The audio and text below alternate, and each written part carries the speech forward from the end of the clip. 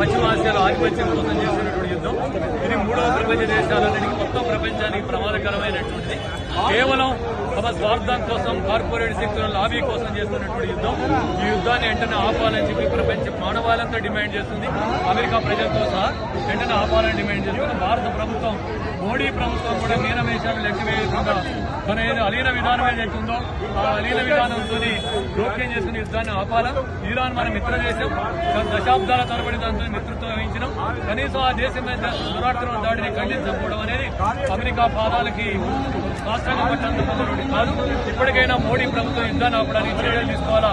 ఆ యుద్ధ ప్రభావం దేశంలో పెట్రోల్, ఇతర వనరులు ధరలు పెరగడానికి చాలా ప్రమాదంగా ఉంది.